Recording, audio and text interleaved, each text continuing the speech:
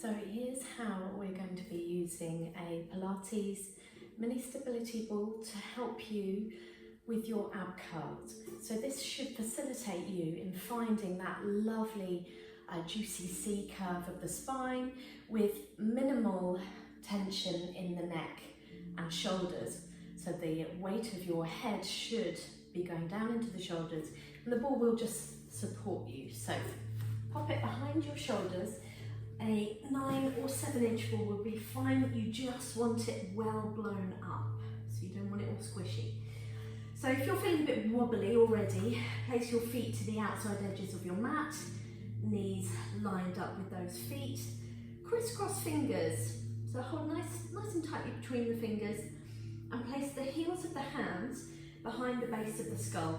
And then if you gently drop the weight of the head into that cradle that you've made here, you should feel like there's minimal tension in the neck. The weight of the head has gone down into the shoulders, which are resting on the ball.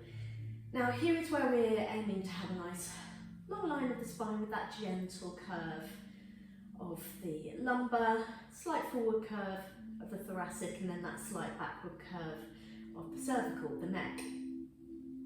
So just hold that and find that you're nicely centered on the ball, and the ball should be underneath the shoulders, the shoulder blades at the moment. But if you do tend towards any low back pain or difficulties, then you may want to gently roll so that the ball is higher up, and then you'll be less tempted to arch that low back. So let's just make sure we're finding that juicy C curve. You don't have to tuck your tail, but if that makes you feel a bit more secure, then do so.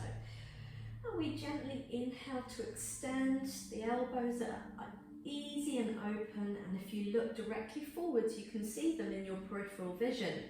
Or you can think of the elbows touching 10 o'clock and 2 o'clock on a clock face. Inhale back, start with a gentle head nod, exhale, curl forwards, and you'll notice how I'm pushing into the ball to allow for this movement. If I'm trying to lift off the ball, I'm just going to push my abs up towards the ceiling and not get that lovely hollow scooped feeling, which is essentially you supporting your spine. So it's that core stability. And play around with it. Play around with the position of the ball. If you're very well in the low back, no back pain, no back problems, then you can afford possibly to move the ball down so that you can get more extension. But please be careful. This is something that you do mindfully. You don't just hammer through your reps here.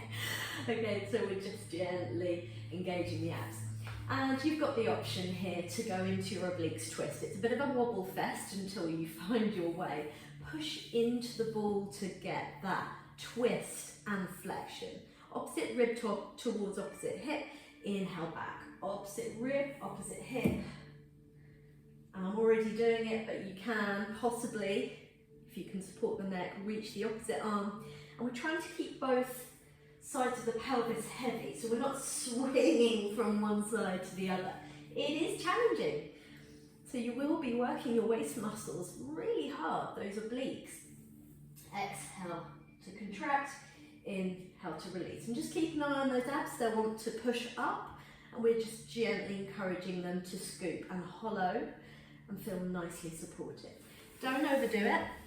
Yes, start slowly, build up the strength in the neck shoulder area. It will need to strengthen up a little over time, and yes, enjoy getting that really nice height that you can get in your ab curl with the assistance of your ball.